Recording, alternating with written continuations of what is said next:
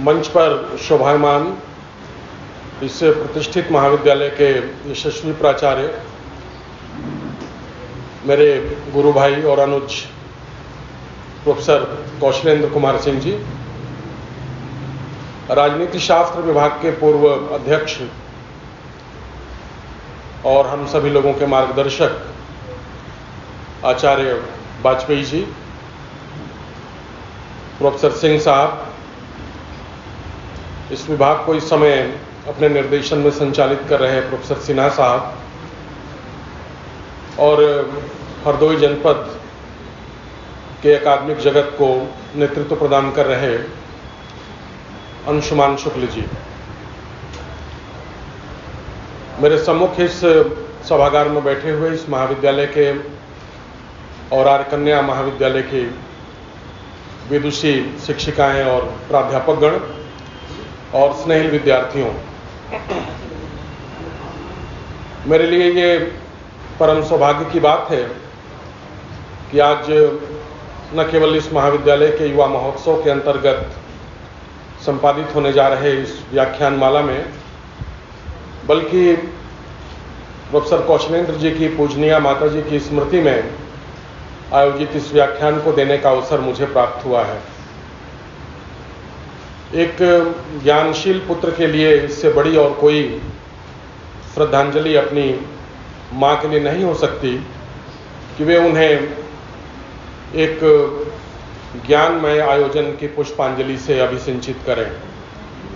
और इस मामले में हम लोगों को भाई कौशलेंद्र जी की इस सदिक्षा का सम्मान करना चाहिए और उसके समक्ष हम लोगों को नतमस्तक होना चाहिए। और इसलिए मैं अपनी ओर से भी और आप सभी लोगों की ओर से माता जी के श्री चरणों में अपनी भावांजलि अर्पित करता हूं। जहां तक आज के विषय का प्रश्न है, आप सभी लोग प्रबुद्ध जन हैं। इस महाविद्यालय में राजनीति शास्त्र की परास्नातक कक्षाएं भी संचालित हो रही हैं और इसलिए परास्नातक के विद्यार्थी भी हैं। आप लोगों के मुखमंडल को भी देख करके लग रहा है कि आप लोग गंभीर कोटि के विद्यार्थी हैं और आपकी जो जिज्ञासाएं हैं उन जिज्ञासाओं के प्रति न केवल आप लोग ईमानदार हैं, बल्कि उनको आप लोग और आगे बढ़ाने के लिए तत्पर हैं। जो विषय मैंने आप लोगों को संबोधित करने के लिए चयनित किया है, उसके पीछे दो कारण हैं। एक कारण यह है कि जिस प्रकार के लोक विमर्श के जगत में हम आज रह रहे हैं, जिस प्रकार का हमारा पब्लिक डिस्कोर्स हो गया है, उस पब्लिक डिस्कोर्स में किसी भी बात को जानने, समझने और उसके बारे में टिप्पणी करने के पहले हमारी दृष्टि न केवल व्यापक हो, गहन हो, बल्कि संतुलित भी हो। यह बहुत आवश्यक हो गया है। आप लोग इस बात को अच्छी तरह से जानते हैं कि जो देश के राजनीतिक दल हैं, उन राजनीतिक दलों ने विशेष रूप से उत्तर भारतीयों को राजनीतिक रूप से कितना चार्ज्ड बना रखा है। पॉलिटिकली हम लोग बहुत चार्ज्ड होते हैं। कहीं भी हम ऐसे बैठते हैं तो तुरंत राजनीति की चर्चा हमारे लिए एक स्वाभाविक चर्चा का विषय बन जाती है। हम लोग अगर किसी लोकल ट्रेन में चल रहे होते हैं तो हमारी चर्चा का जो सबसे प्रमुख विषय होता है वो राजनीति ही होती है। तो हम ये कह सकते हैं कि जो उत्तर भारत का हमारा समाज है, खास करके जो हिंदी भाषी समाज है, वो पॉलिटिकली बहुत ज़्यादा चार्ज्ड है। और ऐसी स्थिति में किसी भी चीज़ के बारे में बिना जाने समझे टीका टिप्पणी कर देना, ये हमारा स्वभाव बनता चला जाता है। जो हमारे राजनीतिक दल हैं, जिनका ये काम था कि वो राजनीतिक विषयों के बारे में हमको ठीक प्रकार से संशोधित करें या हमारी सोच का परिष्कार करें, उनके स्वरूप से भी आप लोग भली भांति परिचित हैं।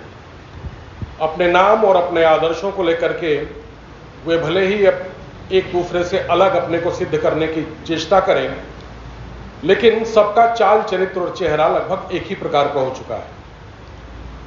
और इसलिए किसी भी गंभीर राजनीतिक या सामाजिक महत्व के विषय पर किसी राजनीतिक दल से आपको किसी प्रकार का कोई प्रकाश प्राप्त हो सकेगा या किसी प्रकार का ज्ञान आपको प्राप्त हो सकेगा, लगभग ये अपेक्षा हम लोगों को छोड़ देनी चाहिए। ये बड़ा स्वाभाविक है कि जो हमारा पॉलिटिकल पार्टीज का रेल्म है, जो उसका स्फीयर है, वो बहुत तेजी से डिस्क्रेडिटेड होता चला जा रहा है, अविश्वसनीय बनता चला जा रहा है। दूसरी जिम्मेदारी लोकतंत्र में मीडिया की होती है, और मीडिया को कहा जाता है कि वो लोकतंत्र का चौथा स्तंभ है, और उसका भी कार्य ये होता है कि वो राजनीतिक सामाजिक मुद्दों के बारे में हमको ठीक प्रकार से जागरूक करता रहे और उनके तथ्यों के संबंध में हमको ठीक प्रकार से संसूचित करता रहे। लेकिन इधर 10-15 सालों में आप लोग देख रहे होंगे कि मीडिया के जितने भी चैनल हैं या समाचार पत्रों के जितने भी संस्करण हैं, यदि आप थोड़ा सा भी सतर्क और सावधान हैं तो आप अच्छी तरह से बता सकते हैं कि टेलीविजन के कौन कौन से चैनल और अखबार के कौन कौन से संस्करण वामपंथी रुझान के हैं और कौन कौन से दक्षिणपंथी रुझान के हैं।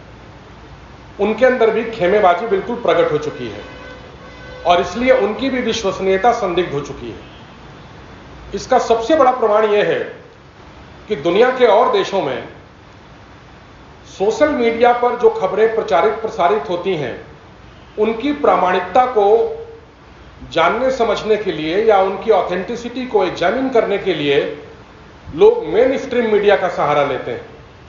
और भारतवर्ष में जो मेन स्ट्रीम मीडिया है वो इतनी डिस्क्रेडिटेड या इतनी अविश्वसनीय हो गई है कि उसकी प्रामाणिकता को जांचने के लिए या उसकी ऑथेंटिसिटी को एग्जामिन करने के लिए हम लोग सोशल मीडिया का सहारा लेने लगे। तो इसलिए मीडिया से जो हम लोग अपेक्षा रखते हैं लोकतंत्र में, अब मीडिया भी उस भूमिका में हमको दिखता हुआ नजर नहीं आता।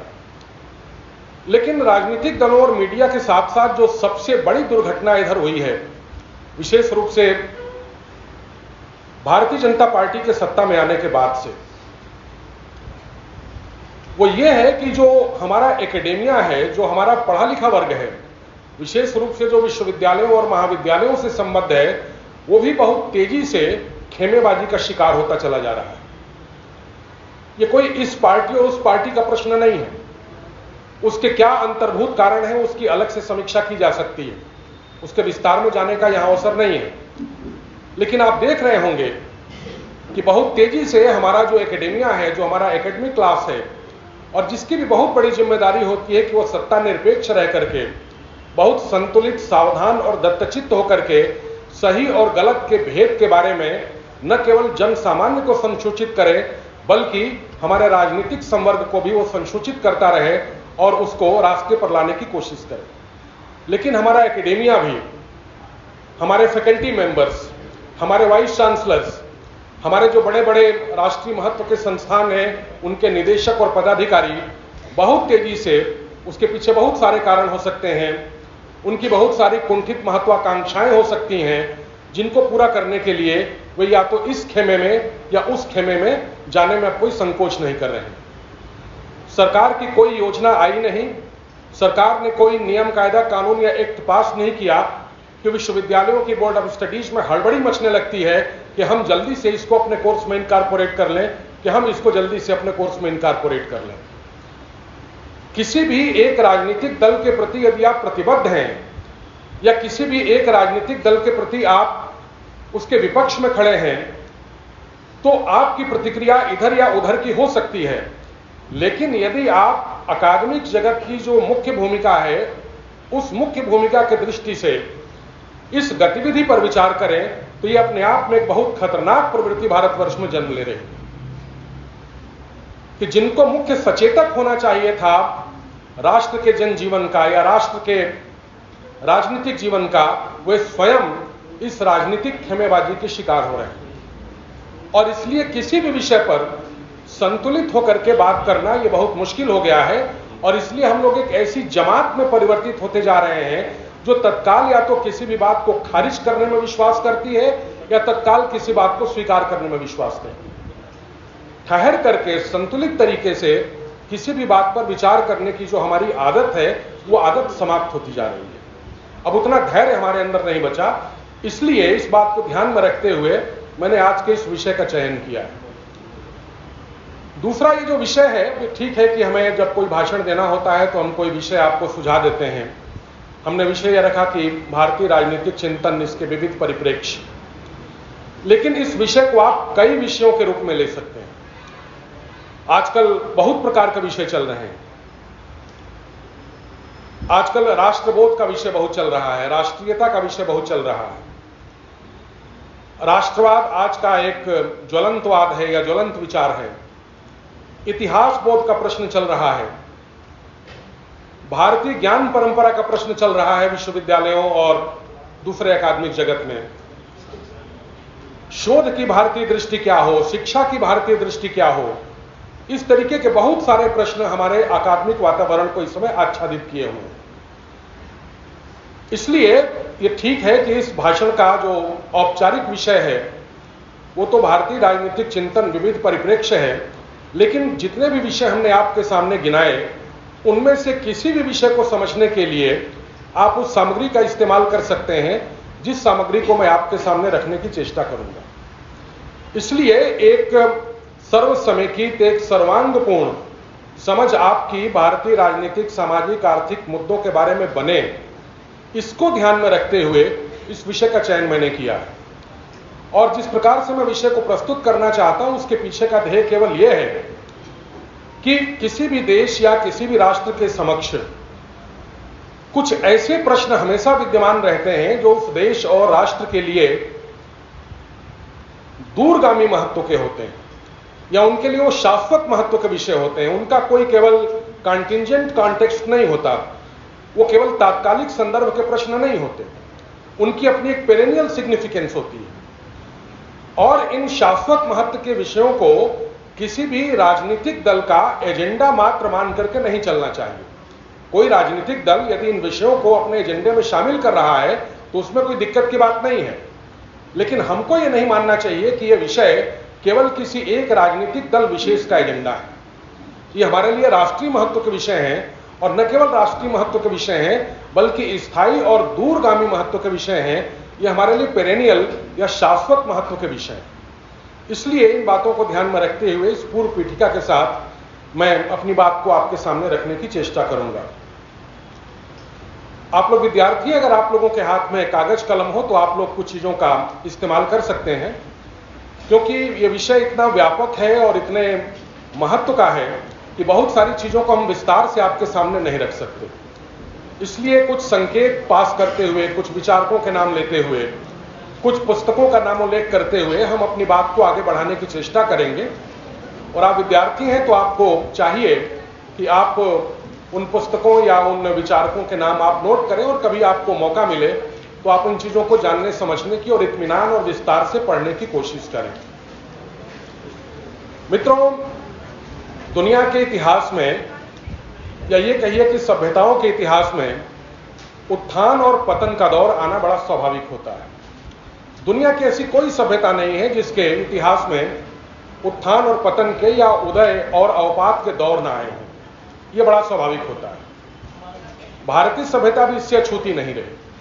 दुनिया की बहुत सारी सभ्यताएं विरूपित हो गई या मिट गई, लेकिन भारत की सभ्यता की एक आंतरिक प्राण शक्ति है जिसकी वजह से वो अभी तक बची रही। लेकिन उदय और अवपात के दौर भारत की सभ्यता के इतिहास में भी आए, इससे इनकार नहीं किया जा सकता। दो बातों की तरफ मैं आपका ध्यान यहां आकृष्ट करना चाहूंगा।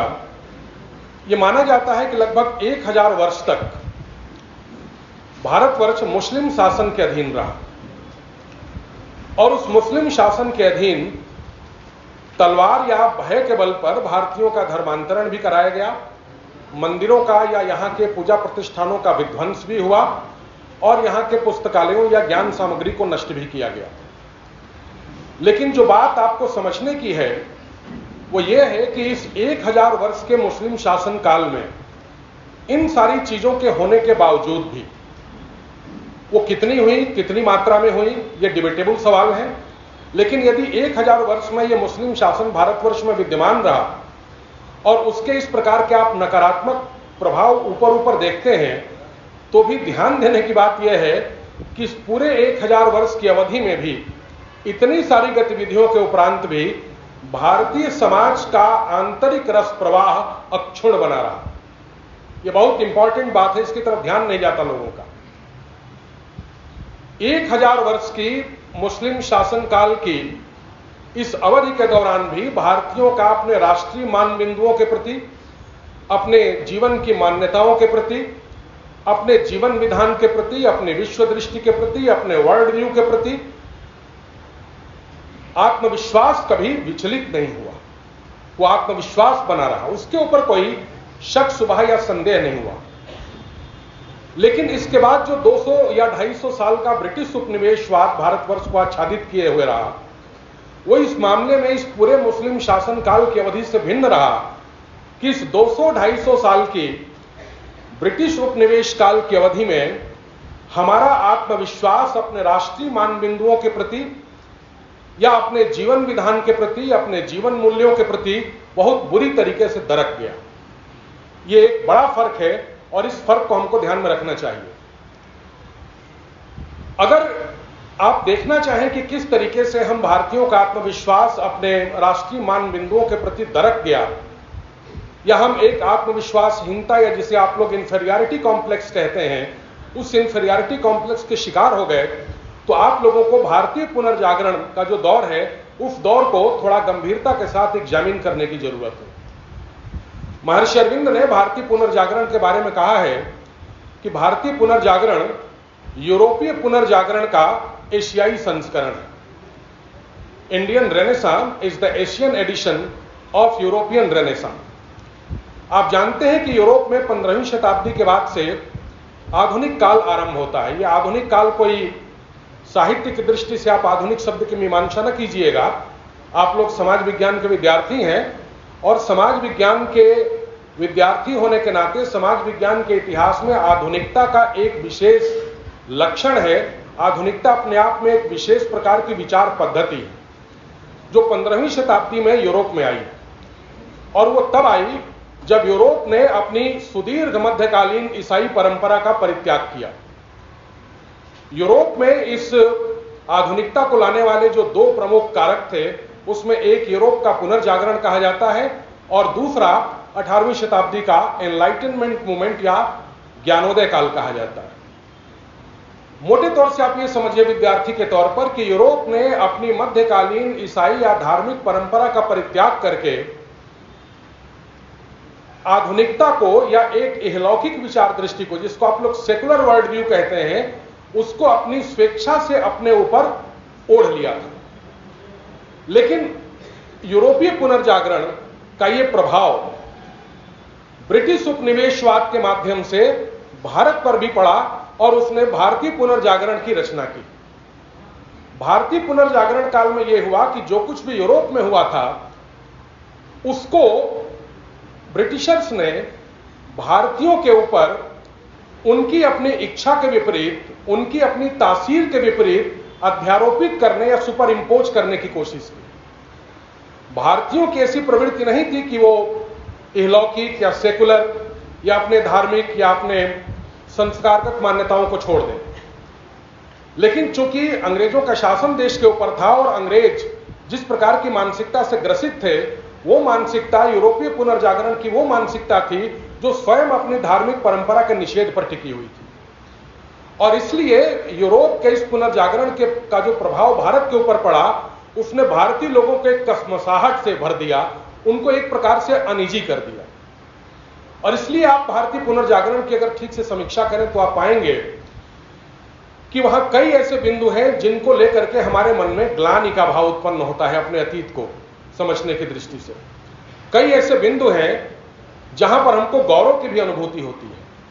बहुत सारी ऐसी चीजें हमको अपने अतीत के बारे में ऐसे समझाई जाती हैं जिनको हम तत्काल विस्मृत कर देना चाहते हैं, भूल जाना चाहते हैं, लेकिन बहुत सारी ऐसी भी चीजें हमको उस समय प्राप्त होती हैं जिनका हम बार बार पुनः स्मरण करना चाहते हैं। तो इस प्रकार से दो विरोधी धाराएं हमको पूरे भारतीय पुनर्जागरण काल में दिखाई देती हैं। एक को आप कह सकते हैं विध्यात्मक और एक को आप कह सकते हैं निषेधात्मक। कुछ चीजें हम प्राप्त करना चाहते हैं, उनका स्मरण करना चाहते हैं, उनका स्मरण करके हमारे अंदर गर्व का बोध होता है, लेकिन कुछ चीजें हम विस्मृत करना चाहते हैं, उनको भूलना चाहते हैं, क्योंकि उनके कारण हमारे अंदर ग्लानि का भाव उत्पन्न होता है। तो ये जो दोनों प्रकार की विरोधी अंतरधाराएं हैं, ये पूरे भारतीय पुनर्जागरण काल में व्याप्त रहे। दूसरे शब्दों में आप कह सकते हैं कि जो पूरा भारतीय पुनर्जागरण का काल रहा वो भ्रम और सम्यक मार्ग, जिसको पैरानोया और मेटानोया अंग्रेजी में कहा जाएगा, उसका काल रहा। परिणाम क्या होता है कि इस कशमकश के बाद जब ये देश उस पुनर्जागरण काल से बाहर निकलने को होता है, या जो ये देश जब अपनी राजनीतिक आजादी प्राप्त करने को होता है, तो ऐसा लगता है कि एक थका हारा देश एक ऐसे चौराहे पर खड़ा है जहां से वो आगे तो बढ़ना चाहता है, लेकिन अपनी दिशा को लेकर के वो दुविधाग्रस्त है और असमंजस में। ये जो दुविधा और असमंजस है, ये अभी तक हमारा पीछा नहीं छोड़ पा रही है। ये अभी अभी आपकी नई शिक्षा नीति आई और ये कहा गया कि जो नई शिक्षा नीति है इसको हम 36 वर्षों के बाद लेकर के आए हैं। देश के लिए इसको एक बड़ी उपलब्धि माना जा रहा है। यूजीसी से लेकर के दूसरे तमाम सरकारी प्रयास हो रहे हैं कि महाविद्यालयों और विश्वविद्यालयों में नई शिक्षा नीति के आधार पर विद्यार्थियों और शिक्षकों को प्रशिक्षित किया जाए, उनको बताया जाए और इसका चतुर्दिक गुणगान भी कराया जा रहा है। बहुत सारे ऐसे भी कार्यक्रम कराए जा रहे हैं जिनको आप प्रायोजित कार्यक्रम कह सकते हैं, जिनको हम कराना तो नहीं चाहते लेकिन सरकारी दबाव के कारण हम करा रहे हैं। ऐसा नई शिक्षा नीति के आने के बाद से हुआ। लेकिन इस बात पर विचार कीजिए कि शिक्षा की नीति कोई सड़क और पुल बनाने की नीति नहीं हुआ करती कि 10 साल के बाद एक नई टेक्निक आ गई तो अब हम नई टेक्निक से सड़क बनाएंगे, नई टेक्निक से हम पुल बनाएंगे। शिक्षा का संबंध किसी भी जीवन के सर्वांगपूर्ण जीवन विधान से होता है। किसी भी राष्ट्र का जो सर्वांगपूर्ण जीवन विधान है, उसका एक जो अपना होलिस्टिक वर्ल्ड व्यू है, शिक्षा उसको रिप्रेजेंट करती है। और इसलिए बार बार यदि आपको 36-37 साल का कोई मतलब नहीं होता इतने बड़े या इतने पुराने देश के इतिहास में, अगर आपको 35-35, 36-36, 40-40 या 50-50 साल के बाद वास्तव में अपनी शिक्षा नीति में बदलाव करने की जरूरत मालूम दे रही है, तो ये इस बात का ज्यादा बड़ा संकेत है कि आप एक बड़ी बौद्धिक, आप एक बड़ी नैतिक और आप एक बड़ी आध्यात्मिक दुविधा के दौर से गुजर रहे हैं। ये इस बात का भी द्योतक है कि आप एक बहुत ही डीप इंटेलेक्चुअल, मॉरल और स्पिरिचुअल क्राइसिस के दौर में है। ये जो आपको क्राइसिस और संकट दिखाई नहीं दे रहा है सरकारी प्रयासों के कारण, उत्साह के कारण कि हम एक नई शिक्षा नीति ले आए, अगर आप इसको देखने की चेष्टा करें तो इसके पीछे भी वही दुविधा और वही असमंजस है जो भारतीय पुनर्जागरण का प्रति उत्पाद है, उसका बाई प्रोडक्ट है। विपिन चंद्र पाल की एक छोटी सी किताब है the soul of India, soul SOUL, आत्मा। विपिन चंद्र पाल इस पूरे प्रकरण की चर्चा अपने एक अंग्रेज मित्र से करते हैं और इस किताब में वो बताते हैं कि जो भारतीयों का मेंटल कॉन्फ़िगरेशन है, जो उनकी बौद्धिक निर्मिति है, उसको बनाने में किन किन तत्वों की भूमिका रही। काफी पुरानी बात है, विपिन चंद्रपाल कोई आज के नहीं है, लेकिन विपिन चंद्रपाल की बात आज भी अक्षरशः सही है। वो कहते हैं कि 3 ऐसे फैक्टर रहे, 3 ऐसे कारक रहे जिन्होंने भारतीयों की बौद्धिक निर्मिति को स्वरूप प्रदान किया है या उनके इंटेलेक्चुअल कॉन्फ़िगरेशन के लिए रिस्पॉन्सिबल है। उन्होंने कहा कि जो अंग्रेज अधिकारी भारतवर्ष में आए, उन अंग्रेज अधिकारियों ने शासन प्रशासन के कुछ नए तरीके विकसित किए। ये जो आजकल हम लोग करते हैं ना, हर चीज का सर्वे करते हैं, गणना करते हैं, काउंट करते हैं, मेजरमेंट करते हैं, लॉजिस्टिक्स डेवलप करते हैं, प्रोटोकॉल डेवलप करते हैं, समयबद्धता की बात करते हैं। ये सब चीजें आप देखेंगे जो ब्रिटिश ऑफिशियल्स आए ब्रिटिश उपनिवेश काल में, ये उनकी देन है। उन्होंने इस प्रकार का हमारा माइंड सेटअप बनाया। उसके बाद उन्होंने कहा कि जो ईसाई मिशनरी भारतवर्ष में आए और उन मिशनरियों ने भारतवर्ष के धार्मिक और सांस्कृतिक प्रतीकों को जो अपनी आधी अधूरी दृष्टि से देखा और उस पर जो टीका टिप्पणियां की, उससे भी कई बार बड़ी अटपटी स्थितियां हमारे लिए उत्पन्न हो गई। अभी भी कई बार आपको देखने में आता है कि कभी दुर्गा जी को लेकर के, कभी हनुमान जी को लेकर के, कभी भगवान शंकर को लेकर के, कभी गणेश जी को लेकर के, या कभी कभी काली को लेकर के, ये जो तथाकथित पढ़ा लिखा वर्ग है, ये ऐसी टिप्पणियां करता है जो टिप्पणियां हमको असहज कर देती हैं। तो ये जो एक प्रभाव आया कि उन्होंने अपनी दृष्टि से भारतीय धार्मिक और सांस्कृतिक प्रतीकों की व्याख्या करनी शुरू की, उसने भी हमारे मनोमस्तिष्क को विचलित किया या उसको डिस्टर्ब किया। और तीसरा विपिन चंद्र पाल बताते हैं, जो सबसे महत्वपूर्ण है आप विद्यार्थियों के लिए विशेष रूप से, कि अंग्रेजों के भारतवर्ष में आने के बाद से बहुत सारे विदेशी विचारकों की भारतवर्ष के बारे में रुचि जागृत हुई। ये आप लोग अपने पॉलिटिकल साइंस की किताबों में पढ़ते होंगे ना, ये बिलोबी, डनिंग, बार्कर, हिगेल, मार्क्स, है ना, इन लोगों की परिभाषाएं इत्यादि। ये केवल परिभाषा देने वाले विचारक नहीं थे, बल्कि इन लोगों ने भारत की सामाजिक, आर्थिक, राजनीतिक और विधिक जो स्थिति थी उसके बारे में टीका टिप्पणियां भी की हैं। उसमें मॉन्टेस्क्यू का भी नाम शामिल है, जो बड़ा विधिवेत्ता माना जाता है। इनमें से कुछ ने कहा कि भारतवर्ष जो है गर्म जलवायु का देश है, लिहाजा यहां के लोगों के लिए लोकतंत्र कोई उपयुक्त पद्धति नहीं है। इनको तो किसी टोटलिटेरियन तरीके से, किसी सर्वाधिकारवादी तरीके से ही गवर्न किया जा सकता है। यह मॉन्टेस्क्यू का कथन है। कुछ ने यह कहा कि भारतवर्ष में कोई प्योर आइडिया ऑफ स्टेट यानी राज्य का सम्यक स्वरूप हमको दिखाई नहीं देता। ये राज्य और समाज यहां पर घुले मिले हैं। कहां राज्य की सीमा समाप्त होती है, कहां से समाज शुरू हो जाता है, यह हम भारतवर्ष में तय नहीं कर पाते। कुछ ने कहा कि भारतवर्ष में धर्म हर चीज को आच्छादित किए हुए है। किसी भी चीज को हम, चाहे राज्य हो, चाहे समाज हो, चाहे अर्थनीति हो, चाहे विधि शास्त्र हो, उसको हम धर्म से अलग ही नहीं कर पा रहे हैं। कौन सा धर्म ग्रंथ है, कौन सा राजनीतिक ग्रंथ है, कौन सा सामाजिक ग्रंथ है, कौन सा विधि शास्त्र का ग्रंथ है, ये हम लोग इसको सेपरेट ही नहीं कर पा रहे हैं। और इसी तरीके से भारतवर्ष में जो विधि का स्वरूप है और नैतिकता का स्वरूप है, जिसे आप लॉ एंड मोरालिटी कहते हैं, वो भी आपस में इतना घुला मिला है कि यहां पर विधि का भी कोई सम्यक स्वरूप स्पष्ट नहीं होता। तो उन्होंने कहा कि भारतीयों में राज्य को समझने की, विधि शास्त्र को समझने की कोई समझ नहीं थी। उन्होंने यहां तक कहा कि भारतीयों के अंदर तो कोई इतिहास बोध भी नहीं है, कोई सेंस ऑफ हिस्ट्री ही नहीं है। इतनी बड़ी घटनाएं आप क्लेम करते हैं, लेकिन उसका कोई इतिहास आपके यहां उपलब्ध नहीं है, जैसे इतिहास लिखने की पद्धति यूरोप में है। उन्होंने कहा कि विज्ञान जैसी कोई चीज हमारे यहां दिखाई नहीं देती भारतवर्ष में। विज्ञान की उन्नति जिस प्रकार से 15वीं शताब्दी के बाद से यूरोप में होती है, वैसा विज्ञान भारतवर्ष में दिखाई नहीं देता। जो हमारे संवैधानिक मूल्य हैं, उस प्रकार के संवैधानिक मूल्य भारतवर्ष में दिखाई नहीं देते। ये स्वतंत्रता, समानता, लोकतंत्र, संप्रभुता, न्याय, इन पर कभी भारतवर्ष में विचार हुआ हो, ऐसा कुछ दिखाई नहीं देता आपके ग्रंथों में। तो इस तरीके के बहुत सारे आक्षेप उन लोगों ने लगाए। यहीं से ये सारी कहानी शुरू होती है कि भारतीय राजनीतिक चिंतन के कितने परिप्रेक्ष्य हैं। जब भारत की पूरी सभ्यता के ऊपर इस तरीके के गंभीर सवाल खड़े किए गए, तो मित्रों ऐसा कभी भी नहीं होता कि किसी देश में हमेशा के लिए या किसी काल विशेष में ऐसे लोगों का पूरी तरह से अभाव हो जाए जो उस देश की सभ्यता के ऊपर जो आरोप लगाए गए उनका जवाब न दे सकें। ऐसा कभी नहीं होता।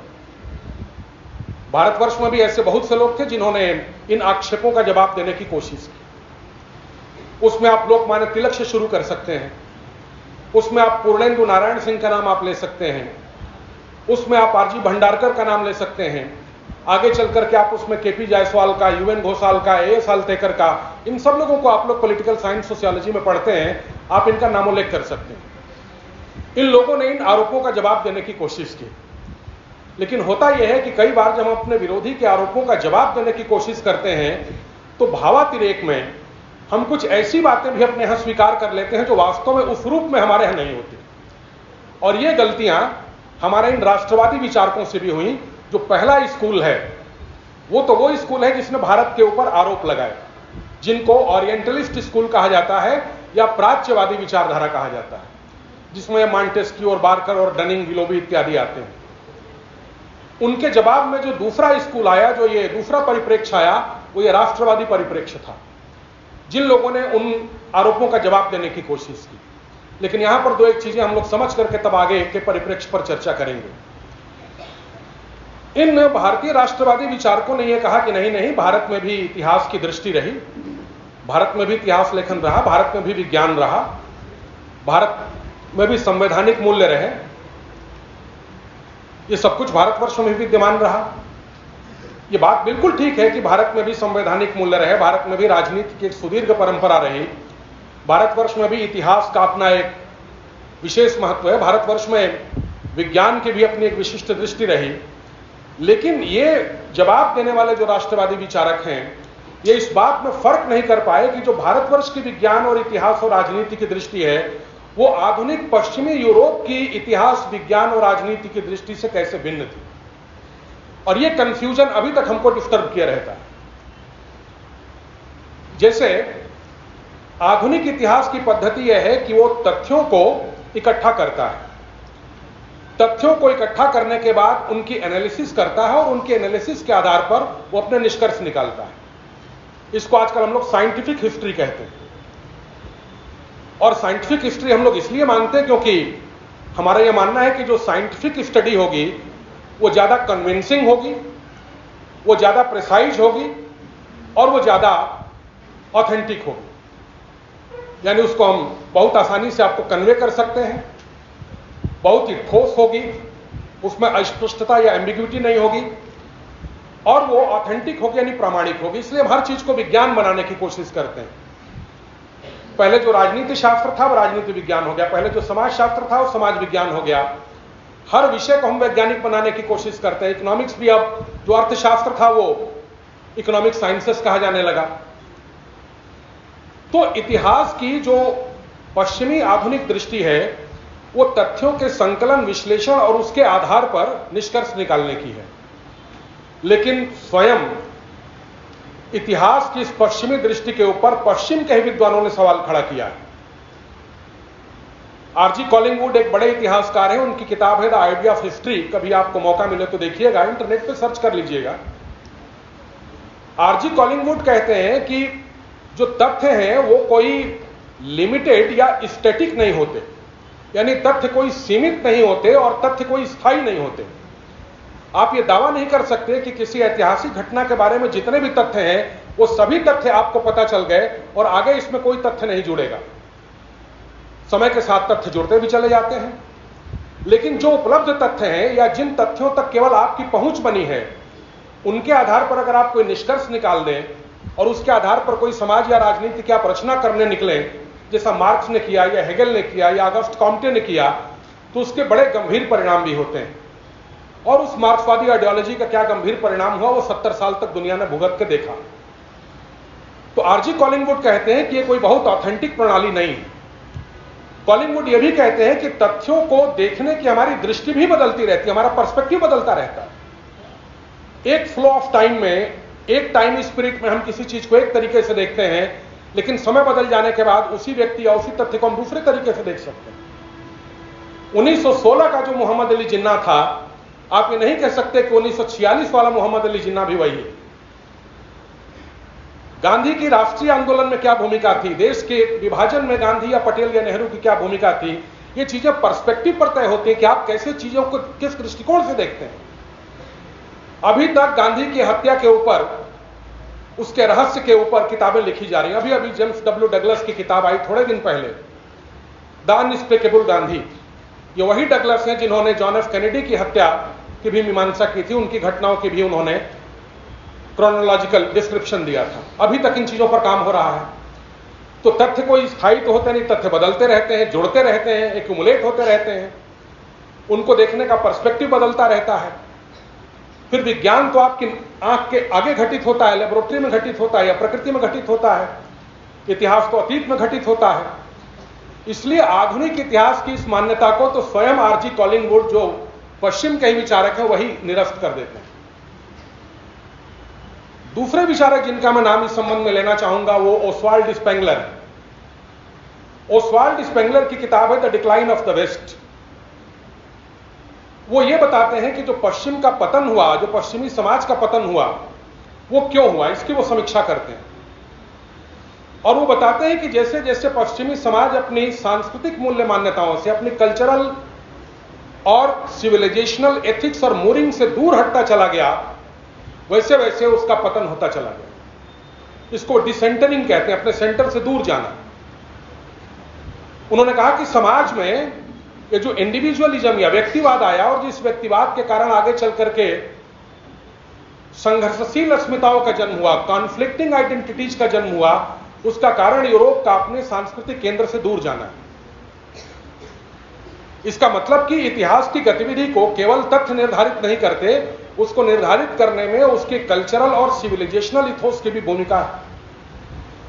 और इसी बात को जो तीसरे विचारक हैं एरिक वॉगलिन, उनकी 5 वॉल्यूम में किताब है ऑर्डर एंड हिस्ट्री, एरिक वॉगलिन कहते हैं कि इतिहास के 2 फलक होते हैं, 2 डायमेंशन होते हैं। ये आप लोगों के लिए महत्व की बात है।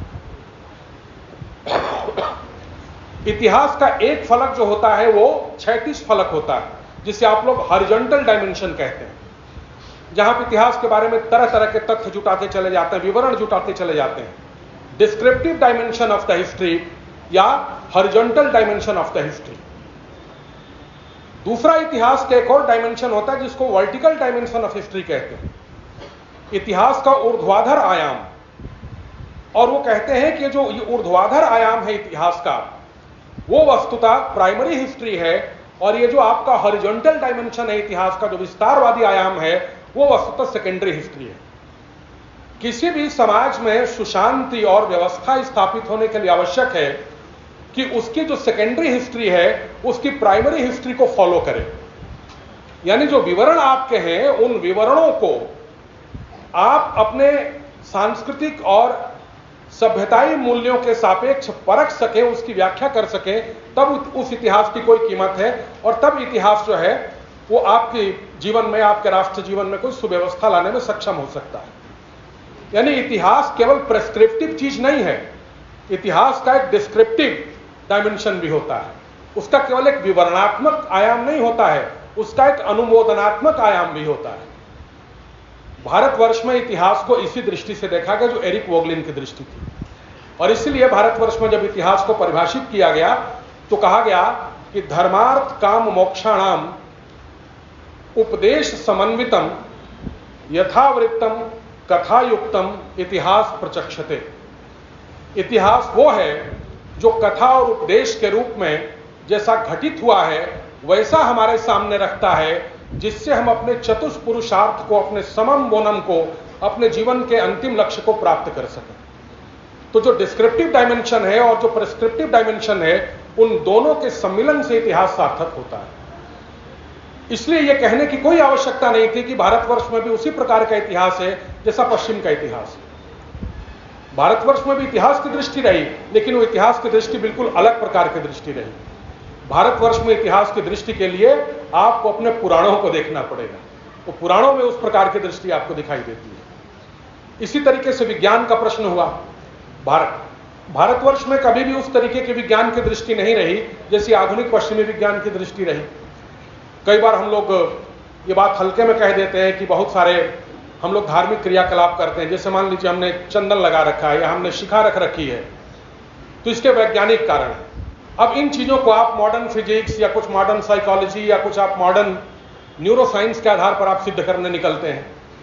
आप समझते ही नहीं है कि ये जो मॉडर्न साइंस और उसके अलग अलग पैरामीटर्स हैं और ये जो हमारे आध्यात्मिक चिन्ह हैं, उन दोनों का कोई सम्मिलन बिंदु संभव ही नहीं है। इन दोनों की दृष्टि अपने आप में एंटीथेटिकल है। यह भी कोविड की चर्चा कौशलेन जी कर रहे थे। कोविड काल में जो आधुनिक विज्ञान है, उस आधुनिक विज्ञान की लाचारी हास्यास्पद स्तर तक पहुंच गई थी। आप जानते हैं कि जो हॉपकिंस विश्वविद्यालय है, वहां से कोविड के लिए निर्देश जारी होते थे। WHO उन निर्देश को प्रमाणित करता था। उसके आधार पर दुनिया के जो अलग अलग देशों की कोविड के लिए नोडल एजेंसीज बनी थी, वो नोडल एजेंसीज प्रोटोकॉल जारी करती थी कि इस वायरस के विसरण को इस तरीके से रोका जाए, इस तरीके से इसको लिमिट किया जाए, हाइड्रोक्सीक्लोरोक्विन खाई जाए कि उसके लिए फेविपिराविर खाई जाए, कि उसके लिए रेमडेसिविर खाया जाए, कि उसके लिए लिम्सी खाया जाए, और तरह तरह के ट्रीटमेंट उन लोगों ने बताया। और अंत में इन्हीं सारी एजेंसियों ने कह दिया कि सारे ट्रीटमेंट का कोविड के ट्रीटमेंट से कोई संबंध नहीं था, क्योंकि सारा जो कोविड का झगड़ा है वो एक वायरस की ताकत और आपकी जो जीवनी शक्ति है, जिसको आजकल आप लोग पावर ऑफ इम्यूनिटी कहते हैं, उसके बीच का संघर्ष था। और इसलिए डॉक्टरों ने कहा कि हम तो केवल कोविड का इलाज कन्वेंशनल ट्रीटमेंट की पद्धति से कर सकते हैं, जिसको लोग कंजर्वेटिव ट्रीटमेंट कहते हैं मेडिकल साइंस की भाषा में। यानी आपको बुखार हुआ तो पैरासीटामोल दे देंगे, अगर आपके लंग्स में इंफेक्शन है तो आपको एंटीबायोटिक दे देंगे, अगर आपको ऑक्सीजन की कमी है तो आपको ऑक्सीजन दे देंगे। लेकिन एज सच कोविड का कोई इलाज उनके पास नहीं है। लेकिन इस बीच में वो करोड़ों अरबों टन दवाइयां आपको खिला करके फार्मास्यूटिकल इंडस्ट्री के व्यापार को लाभ पहुंचा चुके हैं। तो ये जो मॉडर्न साइंस की लाचारी है तो कोविड काल में बहुत स्पष्ट तरीके से नजर आ गई, और बहुत सारे लोग जो कोविड की बीमारी से उतने परेशान नहीं हुए, जो कोविड के इलाज की वजह से ज्यादा परेशान हो गए।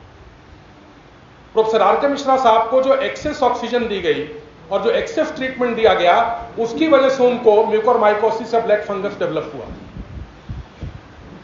तो ये जो मॉडर्न साइंस का अपना नजरिया है कि वो अपने ही तरीके से की गई चीजों को ऑथेंटिक मानता है, वो मानता है कि आधुनिक विज्ञान के तरीके से ही अगर आपने कोई अध्ययन किया है तो वही कॉग्निजेबल है और कोई अध्ययन की विधि नहीं हो सकती। आयुर्वेद को भी अपने आप को मॉडर्न साइंस की तरीके से सिद्ध करना पड़ेगा, योग को भी आधुनिक मॉडर्न साइंस के नजरिए से सिद्ध करना पड़ेगा। ये एक प्रकार का एक हेजिमोनिक अटेम्प्ट है मॉडर्न साइंस का, या आधुनिक विज्ञान का एक वर्चस्ववादी तरीका है। इसको भी समझने की आवश्यकता है, और इसको मैं आपको गैलीलियो का एक उदाहरण देकर के अपनी बात को आगे बढ़ाऊंगा। आप जानते हैं कि जो गैलीलियो है उसको आप लोग बड़ा मुक्तिदाता मानते हैं और मनुष्य के विवेक और मनुष्य के ज्ञान का एक बड़ा प्रतिनिधि मानते हैं। गैलीलियो के इस प्रश्न को अगर आप विस्तार से देखना चाहें तो आपको ओवेन बारफील्ड की किताब सेविंग द अपीयरेंसेस को पढ़ना चाहिए। विवाद यह था कि पोप अर्बन III जो चर्च के प्रतिनिधि थे, उनके बीच और गैलीलियो के बीच में विवाद हुआ। विवाद क्या था कि जो हमारा सौर मंडल है उसकी रचना हेलियोसेंट्रिक है या जियोसेंट्रिक है, पृथ्वी उसके केंद्र में है कि सूर्य इसके केंद्र में, यही तो विवाद था। पोप ने कहा कि देखिए, चीजों को देखने की सापेक्षिक दृष्टियां होती हैं, रिलेटिव तरीके से हम चीजों को देखते हैं। ब्रह्मांड में जो पिंडों की गतियां हैं वो सापेक्षिक हैं, रिलेटिव हैं। आप कहां से किस चीज को देखते हैं वहां से उसकी गति आपको समझ में आती है।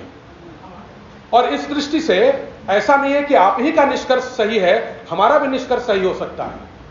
वैसे ही जैसे जब आप रेलगाड़ी में जा रहे होते हैं और आपकी एक रेलगाड़ी पूर्व से पश्चिम की ओर जा रही है 100 किलोमीटर प्रति घंटे की रफ्तार से, बाहर एक पेड़ है दूर, उस पेड़ के सामने या उसके पास एक आदमी खड़ा है, वो आदमी आपको उसी गति से दूसरी दिशा में भागता हुआ दिखाई देता है।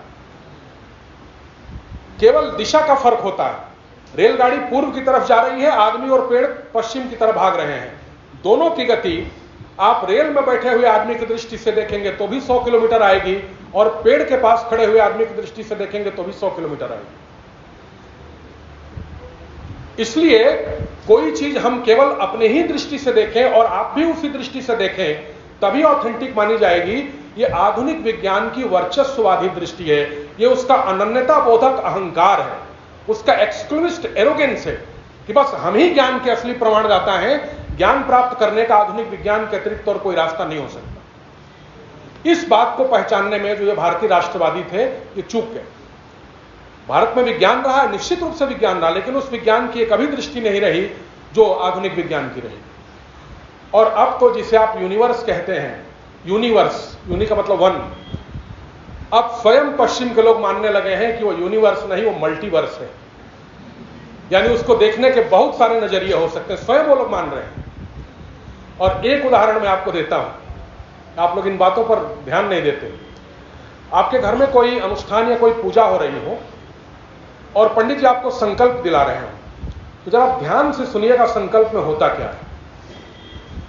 ओम तत्सदय तस्य श्री ब्रह्मणो द्वितीय परार्धे श्री श्वेत वाराकल्पे जम्बूद्वीपे भरतखंडे आर्यावर्ते देशांतर्गते पुण्य क्षेत्रे कलियुगे कलि प्रथम चरणे नलनाम संवत्सरे फाल्गुन मासे शुक्ल पक्षे तृतीयाम तिथौ बुधवासरे अमुक गोत्रोत्पन्ना अमुक शर्माहम वर्माहम, जो भी आप हो, अमुक कर्म करिष्ये।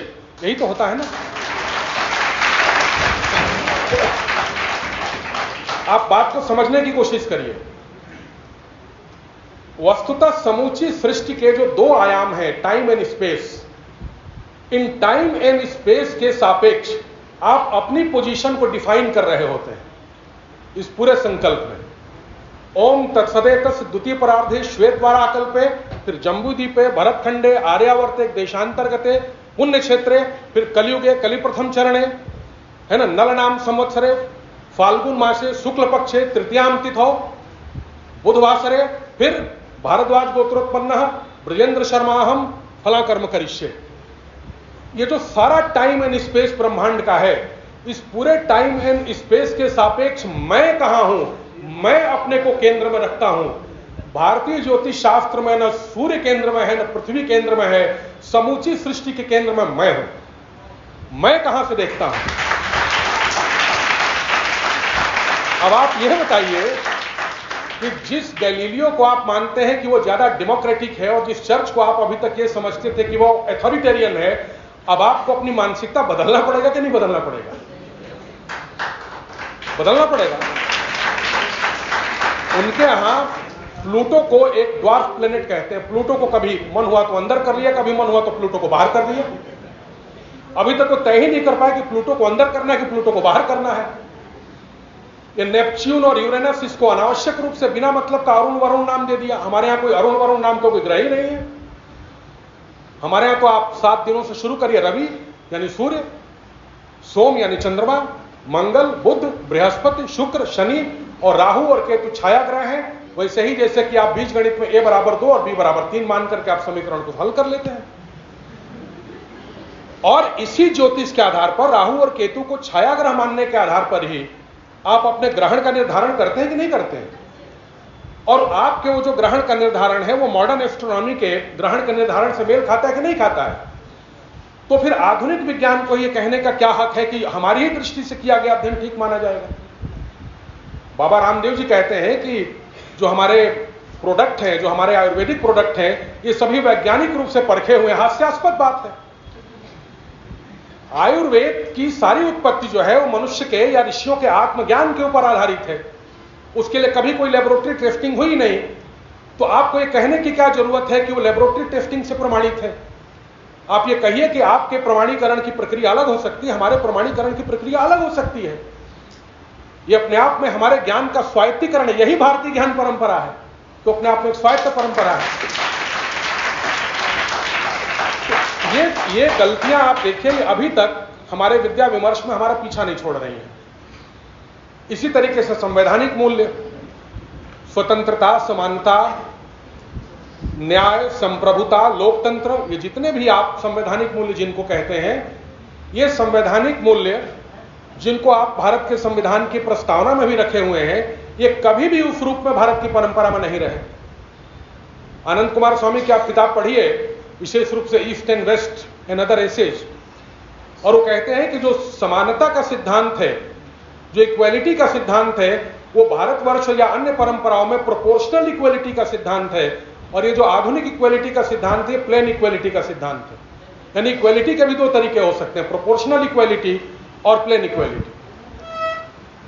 संप्रभुता की अवधारणा जो आप मार्सिलियो, मैकियावेली और बोधा से आगे बढ़ती हुई आपको दिखाई देती है, कभी भी इस रूप में भारत के संविधान में रही नहीं।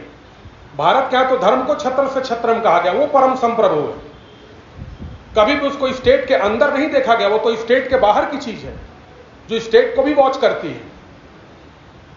कभी भी भारत में जो न्याय का स्वरूप है वो राज्य से नहीं उत्पन्न होता, बल्कि न्याय राज्य के न्यायपूर्ण या अन्यायपूर्ण होने को तय करता है। बिल्कुल दोनों की अलग अलग दिशा। कभी मौका मिलेगा तो न्याय की परंपरागत और आधुनिक धारणाएं क्या है, इस पर हम लोग अलग से विचार कर सकते हैं। लोकतंत्र जिसे आप कहते हैं, लोक से ही आलोक बना है। हमारे प्रधानमंत्री जी कहते हैं कि भारत लोकतंत्र की जननी है। कभी भी इस तरीके के घटिया लोकतंत्र की जननी भारतवर्ष नहीं रहा जो लोकतंत्र आप देख रहे हैं, जो party centric, vote centric, power centric है, जो दल केंद्रित, शक्ति केंद्रित। ऐसा लोकतंत्र कभी भारतवर्ष में नहीं रहा। भारतवर्ष में यदि लोकतंत्र रहा तो वहां पर लोग कौन है? जो धर्म, सत्य और न्याय के प्रकाश से आलोकित जन है भारतवर्ष में, उनको लोक कहा गया। उनका तंत्र लोकतंत्र है, जिसे आप जनतंत्र कहते हैं। जन का मतलब भीड़ नहीं होता, क्राउड नहीं होता। बद्री शाह की एक पुस्तक है, दैशिक शास्त्र, 1921 में आती है। बद्री शाह ने इस पुस्तक को लोकमान्य तिलक को समर्पित किया है और इस पर गांधी जी की टिप्पणी जानने के लिए उन्होंने इसको महात्मा गांधी के पास भेजा था 1921 में। ये पुणे से किताब छपी थी, बाद में यह अप्राप्य थी। अभी बीच में पुनरुत्थान विद्यापीठ ने इस किताब का पुनर्प्रकाशन किया है, पढ़ने लायक किताब है। गांधी जी की टिप्पणी इस किताब के बारे में यह है कि जब मैंने पहली बार इस किताब को देखा तो मैं समझ नहीं पाया कि इसका प्रतिपाद्य विषय क्या है, दैशिक शास्त्र। लेकिन जब मैंने आद्योपांत इस किताब को पढ़ा तो मेरा यह पूरा विश्वास है कि जिन महाविद्यालयों में भी राजनीति शास्त्र को एक विषय के रूप में पढ़ाया जाता हो, वहां पर इस पुस्तक का पठन पाठन अनिवार्य कर देना चाहिए। ये गांधी जी की टिप्पणी है। उन्होंने कहा है कि यदि आप गीता और उपनिषदों को राजनीति की भाषा में आकर आप पढ़ना चाहें तो आपको दैशिक शास्त्र का पठन पाठन करना चाहिए। और दैशिक शास्त्र नामक ये ग्रंथ बद्री शाह को अल्मोड़ा में कौशिकी नदी के किनारे रहने वाले बाबा सोमवारी जी के माध्यम से प्राप्त हुआ था। इसलिए भारतीय राजनीति, समाज रचना और विद्या विमर्श को समृद्ध करने में हमारे यहां साधु संतों की भी बड़ी भूमिका रही है।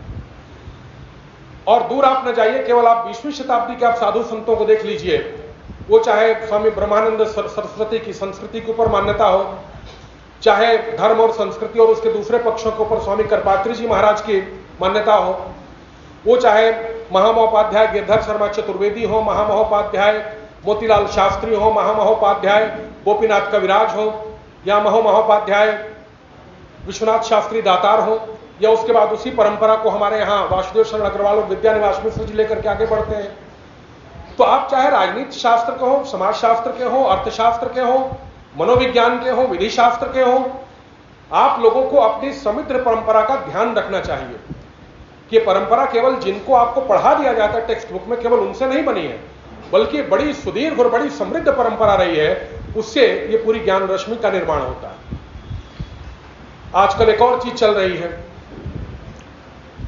कि हमको जल्दी से जल्दी विश्व गुरु बनना है और जल्दी से जल्दी हमको महाशक्ति बनना है। जब कभी भी आप देखेंगे कि राष्ट्रवाद की ज्वाला धधकती है या राष्ट्रवाद एक प्रबल विचारधारा के रूप में आता है, तो इस प्रकार की चीजें समाज में ऊपर आ जाती हैं, ऊपर तैरने लगती हैं।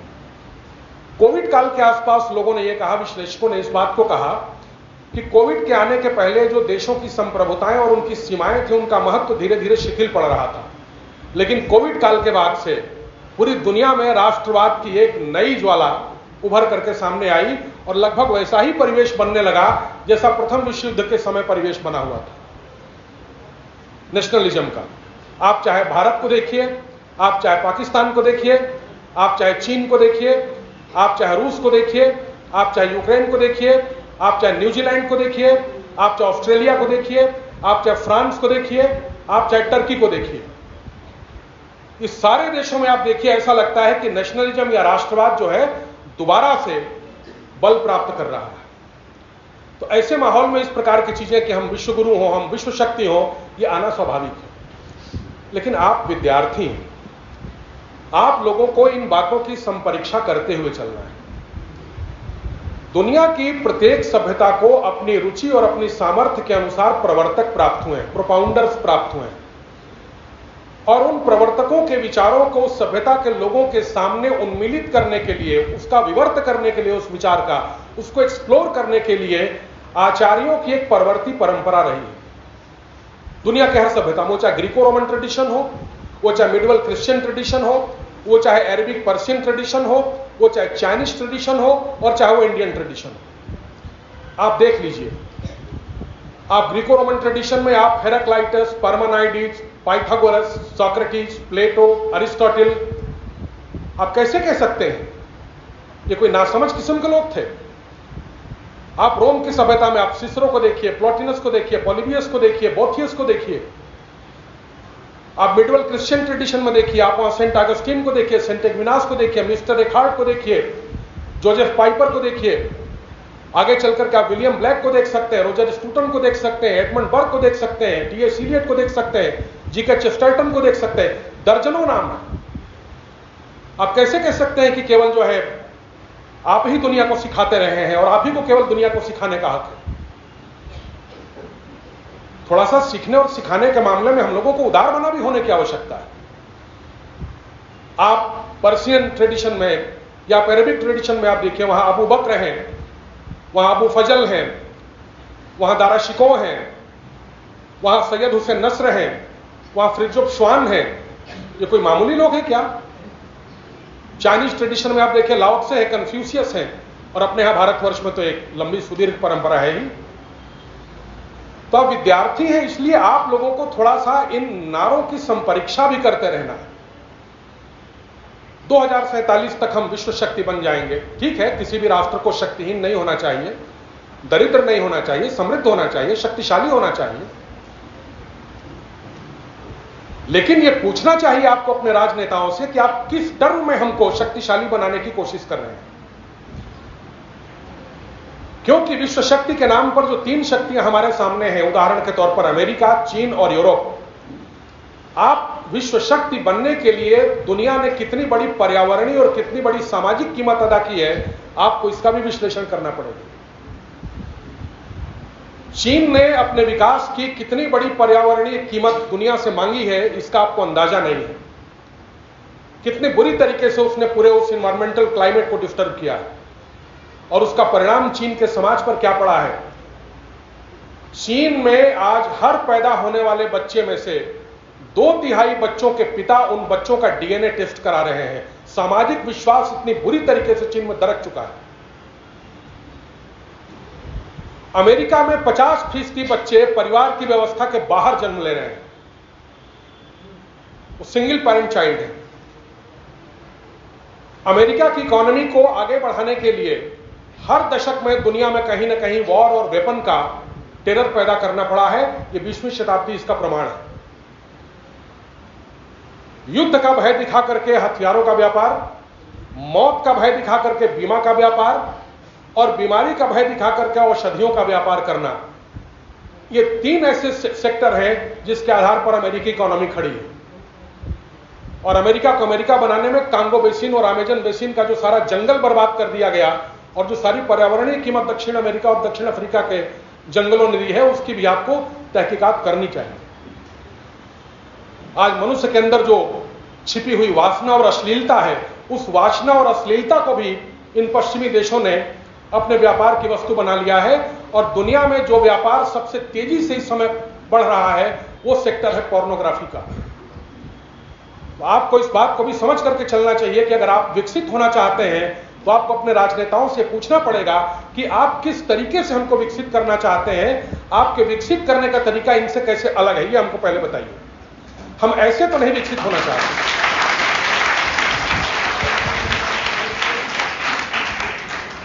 जो यूरोप पूरी दुनिया को अपने उपनिवेशवाद के तले रखा रहा, वो उपनिवेश इस समय थके हारे बूढ़ों का, लावारिस परिवारों का, तलाकशुदा परिवारों का और बेसहारा बच्चों का महाद्वीप बना हुआ है।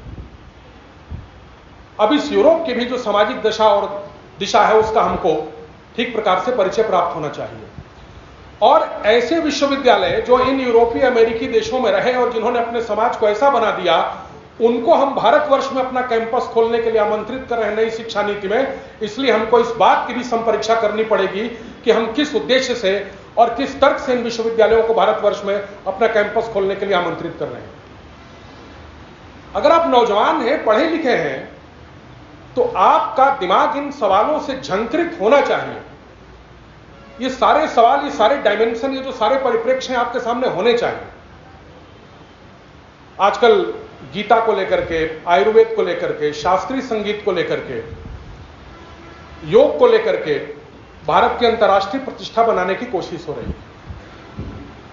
इस बात पर भी ठहर कर विचार करने की आवश्यकता है। गीता कुछ हमारे अपने प्रश्न हैं। आजकल लोग गीता को मैनेजमेंट में इस्तेमाल कर रहे हैं, तो कोई कहीं किसी और डिसिप्लिन में इस्तेमाल कर रहा है।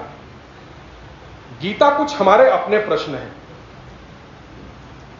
और वो प्रश्न हमारे अपने योगक्षेम के प्रश्न हैं।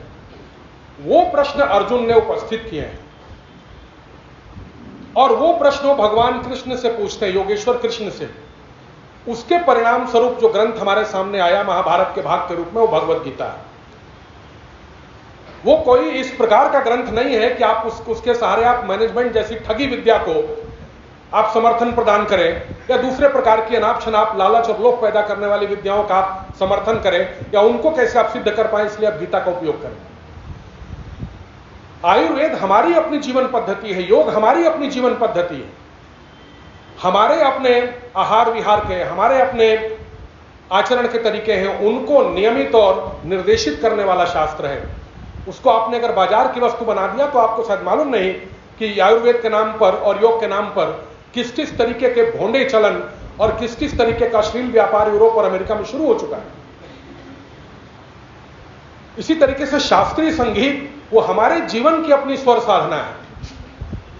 अगर हम वैसी स्वर साधना नहीं करते तो हमको इसका भी कोई अधिकार नहीं है कि उस स्वर साधना को हम ऐसे लोग जो विजातीय हैं, जिनको उसका अभ्यास ही नहीं है, जो उस जीवन दृष्टि को समझते ही नहीं, उनके माध्यम से हम उसको विकृत करें। ये चीजें हमारी अपनी थाती हैं, हमारा अपना राष्ट्रीय वैशिष्ट इनके अंदर झलकता है। इनका अनावश्यक रूप से अंतर्राष्ट्रीयकरण करने की कोई आवश्यकता नहीं है। इस प्रश्न पर भी विचार करना चाहिए।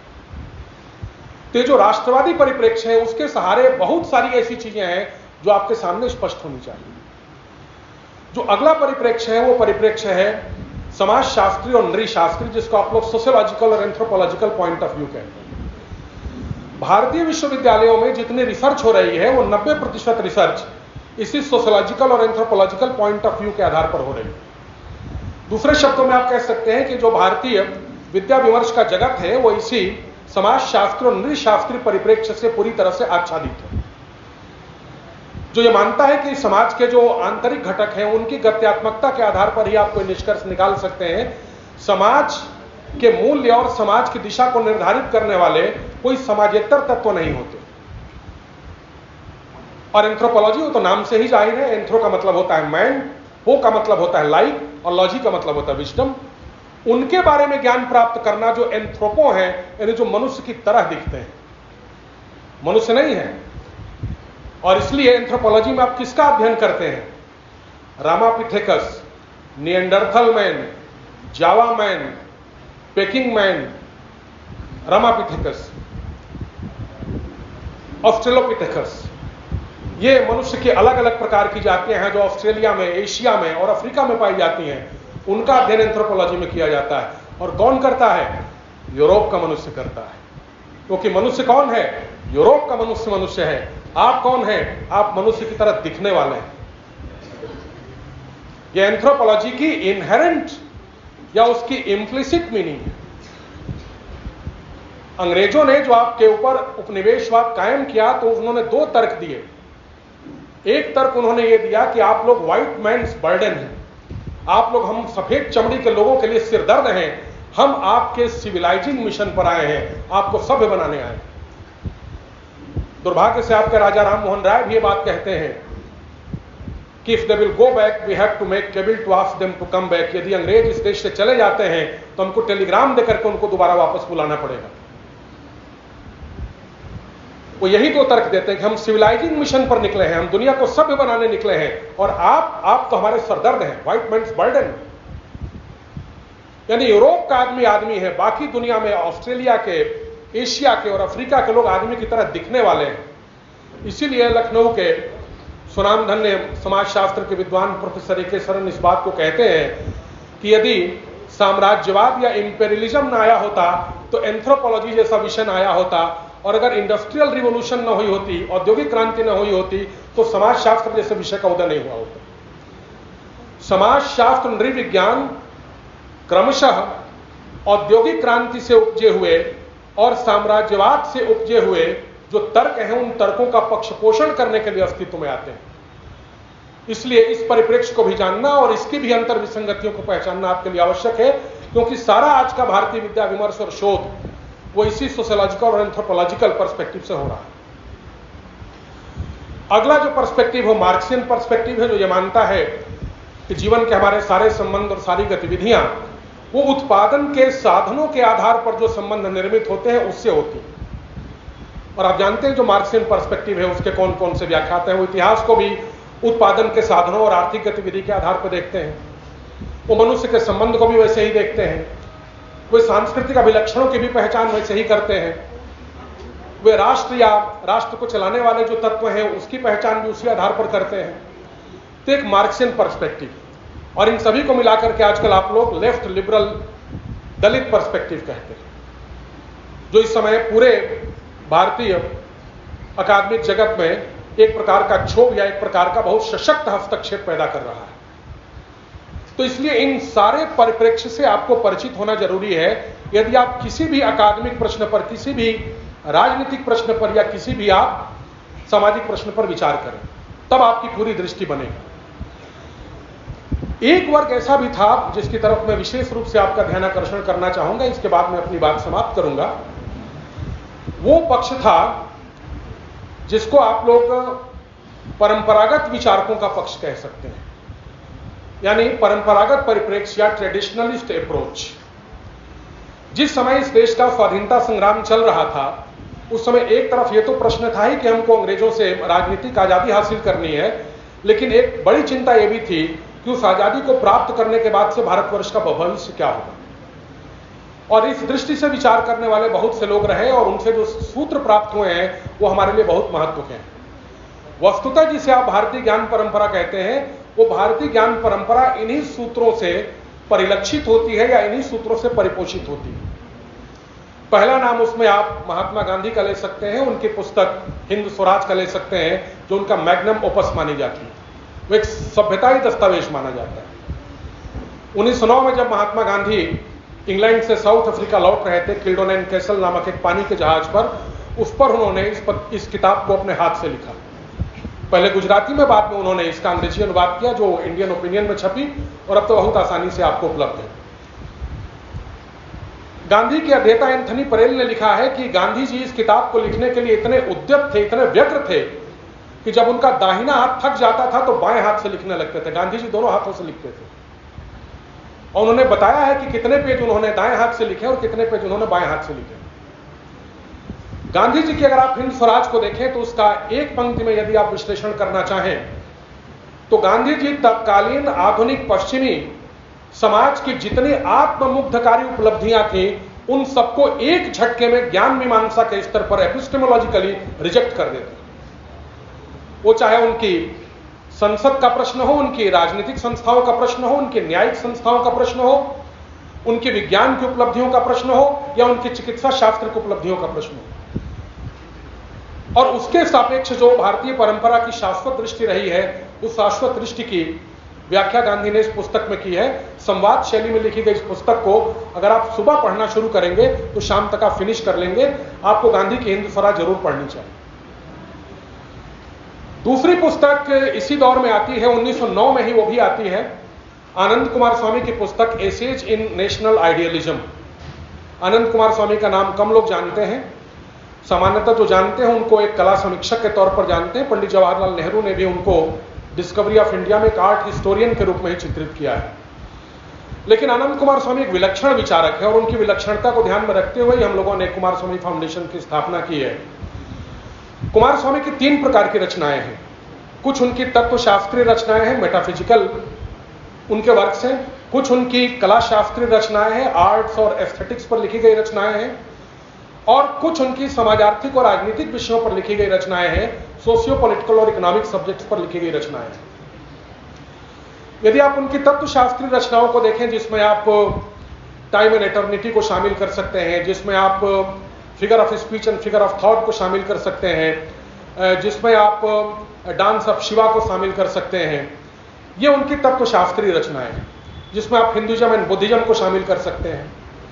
इसी तरीके से उनकी जो कला शास्त्रीय रचनाएं हैं, उसमें आप आर्ट एंड स्वदेशी को शामिल कर सकते हैं, इंडियन एंड इंडोनेशियन आर्ट को शामिल कर सकते हैं, oriental and Christian philosophy of art को शामिल कर सकते हैं, यक्षाज, विश्वकर्माज और जैन आर्ट को आप शामिल कर सकते हैं, या transformation of nature into art को शामिल कर सकते हैं। और इसी तरीके से जो उनकी समाजार्थिक विषयों पर लिखी गई किताबें हैं, उसमें आप east and west and other essays को शामिल कर सकते हैं, एसेज इन नेशनल आइडियलिज्म को शामिल कर सकते हैं, और राजनीति शास्त्र की दृष्टि से लिखी गई उनकी सबसे महत्वपूर्ण किताब spiritual authority and temporal power, इसको शामिल कर सकते हैं।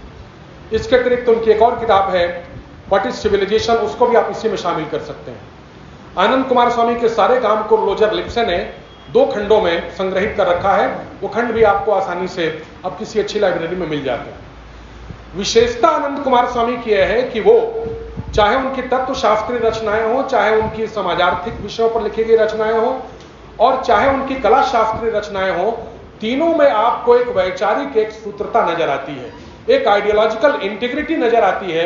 यह कुमार स्वामी की सबसे बड़ी विशेषता है। कला के बारे में कुमार स्वामी कहते हैं कि कला वस्तुतः मनुष्य को आत्मपूर्णता भी प्रदान करती है, मनुष्य का आत्म उन्नयन भी करती है और मनुष्य का आत्म परिष्कार भी करती है। कोई भी कला हो, वो संगीत की कला हो, वो चित्रकला हो, वो नृत्य कला हो, वो गायन की कला हो, स्थापत्य कला हो, या किसी भी प्रकार का कला कौशल हो, वो आपको सेल्फ फुलफिलमेंट भी प्रोवाइड करता है, वो आपको सेल्फ अपलिफ्टमेंट भी प्रोवाइड करता है, और वो आपको सेल्फ रिफाइनमेंट के, जिसे आजकल कैथारसिस कहा जाता है, वो परिशोधन भी आपको प्रदान करता है। कुमारस्वामी अपनी किताब एसेज इन नेशनल आइडियलिज्म के आरंभ में ही लिखते हैं कि nations are made not by traders and politicians but by poets and artists. राष्ट्रों का निर्माण व्यापारियों और राजनीतिज्ञों के माध्यम से नहीं होता, बल्कि कलाधर्मियों और संस्कृति कर्मियों के माध्यम से होता है। ये आनंद कुमार स्वामी की योग्यता है। आनंद कुमार स्वामी कहते हैं कि industry without art is brutality. Ruskin का यह कथन है, उसको उद्धृत करते हैं कि industry without art is brutality. वो उद्योग जिसमें कला की कोई संभावना नहीं है, वो और कुछ नहीं है, बल्कि वो ब्रुटैलिटी है, वो आक्रामकता है, वो बर्बरता है। आनंद कुमार स्वामी जो आधुनिक सभ्यता, जिस औद्योगिक संसाधन या जिस यांत्रिक सभ्यता के रूप में आगे बढ़ रही है, उसके बड़े कटु आलोचक हैं। और वो कहते हैं कि modern civilisation is a murderous civilisation without any conscience and ideals. कि जो आधुनिक सभ्यता है वो एक हत्यारी सभ्यता है, जिसके न तो चेतना है और जिसमें न तो कोई आदर्श है।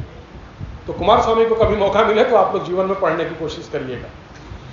इसके बाद अगले विचारक रविन्द्रनाथ टैगोर हैं। नेशनलिज्म के नाम से उनके 3 भाषण हैं जो उन्होंने भारत, जापान और इंग्लैंड में 1916 और 17 के बीच में दिए हैं। इंटरनेट पे आसानी से उपलब्ध है। नेशनलिज्म जब पैरोकियलाइज होता है, जब वो बहुत ज्यादा आक्रामक हो जाता है, तो उसके क्या खतरे होते हैं, इसकी तरफ रविन्द्रनाथ टैगोर ने इशारा किया। केसी भट्टाचार्य एक और नाम है, कृष्णचंद्र भट्टाचार्य। कृष्णचंद्र भट्टाचार्य का एक 12-14 पेज का पैम्फलेट है, स्वराज इन आइडियाज। आजकल अकादमिक जगत में इसकी बहुत चर्चा है। हुगली कॉलेज के वो प्रिंसिपल थे, और प्रिंसिपल के नाते उन्होंने अपने विद्यार्थियों को संबोधित करते हुए जो भाषण दिया था, वो स्वराज इन आइडियाज के नाम से प्रकाशित है। समय के साथ आपको कितना अपना रखना है और कितना बाहरी चीजों के साथ सामंजस्य करना है, जो प्रॉब्लम ऑफ प्रोपोर्शन या प्रॉब्लम ऑफ एमलगमेशन है, इस सवाल को केसी भट्टाचार्य ने सॉल्व करने की कोशिश की। महर्षि अरविंद के सामने एक अंग्रेज ने, विलियम आर्चर जिसका नाम था, एक सवाल खड़ा कर दिया कि इज इंडिया सिविलाइज्ड? क्या भारत सभ्य है? हालांकि इस सवाल का जवाब उस समय के एक बड़े भारतविद थे, सर जॉर्ज वर्ल्डवुड, उन्होंने जवाब दे दिया था। लेकिन महर्षि अरविंद ने इस सवाल का बहुत व्यवस्थित जवाब दिया है अपनी किताब फाउंडेशंस ऑफ इंडियन कल्चर में। और आखिरी विचारक जिनका मैं नाम लेना चाहूंगा, बद्री शाह की हम लोग चर्चा कर चुके हैं, वो दीनदयाल जी उपाध्याय हैं, जिन्होंने 1965 अप्रैल में बंबई में 4 भाषण दिए।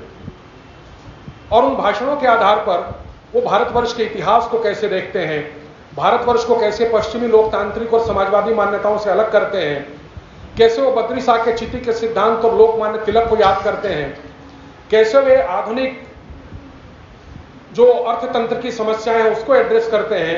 अगर किसी भी विद्यार्थी को व्यवस्थित तरीके से अपना असाइनमेंट लिखना हो, या सिनॉप्सिस लिखनी हो, या पीएचडी लिखनी हो, या किसी भी शिक्षक को इस प्रकार का कोई पेपर लिखना हो, तो दीनदयाल जी के इन 4 भाषणों को पढ़ना चाहिए। भारतीय जनता पार्टी की अगर आप वेबसाइट को सर्च करें तो दीनदयाल जी के भाषण आसानी से मिल जाते हैं। इतने व्यवस्थित तरीके से, शायद वो आखिरी आदमी थे आधुनिक भारतीय राजनीति के इतिहास में जिन्होंने इतने स्कॉलरली तरीके से चीजों को देखा और समझा। उसके बाद जेपी आंदोलन के बाद से इस भारतीय राजनीति का क्या स्वरूप रहा, उसकी चर्चा करने की कोई आवश्यकता नहीं है, वो अपने आप में एक अलग इतिहास पुराण की चीज है। ये बात आपको समझनी चाहिए कि ये जो परंपरागत विचारक हैं, इन परंपरागत विचारकों ने, इंक्लूडिंग श्री अरविंद, भारतवर्ष के बारे में क्या कहा। श्री अरविंद अपनी किताब का प्रतिपादन करते हुए कहते हैं कि जो भारत है मूलतः वो एक ज्ञान प्रधान सभ्यता है। अब ये बातें बिल्कुल मैं सूत्र में करते हुए आगे बढ़ जाऊंगा। ज्ञान प्रधान सभ्यता है। इसके केंद्र में कौन सा ज्ञान है? आत्मबोध की जिज्ञासा का प्रश्न, द क्वेश्चन और the inquiry of self realisation is in the core of Indian ethos. भारतीयों की चिंता के केंद्र में आत्मबोध का प्रश्न है। हु एम आई, मैं कौन हूं, जिसे आप लोग आत्म साक्षात्कार का प्रश्न कहते हैं। वो कहते हैं कि आत्म साक्षात्कार का प्रश्न भारतीयों के सभी कार्यों और उनके सभी महापुरुषों के महत्व के इर्द गिर्द घूमता रहता। वैसे ही जैसे फिल्मों में बैकग्राउंड स्टोरी चलती रहती है, अवान्तर कथा चलती रहती है, इसी आत्मबोध के प्रश्न को सुलझाने के लिए भारतवर्ष में एक बहुत ही व्यवस्थित तत्वशास्त्र या मेटाफिजिक्स है। उसी मेटाफिजिक्स के सूत्र को उद्घाटित करने के लिए हमारे यहां रीत और धर्म और दर्शन की परंपरा है।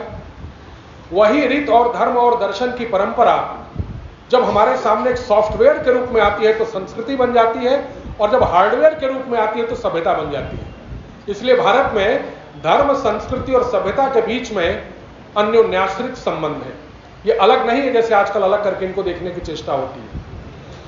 इस पूरी प्रक्रिया को वांग्मय परंपरा के माध्यम से भारतीयों को प्रदान किया गया है। जो हमारे वेद हैं, जो हमारे संहिता ग्रंथ हैं, जो हमारे ब्राह्मण ग्रंथ हैं, जो हमारे आरण्यक ग्रंथ हैं, जो उपनिषद हैं, ये जो वैदिक ग्रंथ हैं, ये सब उसी परंपरा को हमारे सामने उन्मीलित करने के लिए हैं। उन्हीं के अर्थ को लोक में व्याप्ति दिलाने के लिए हमारे यहां पुराण है।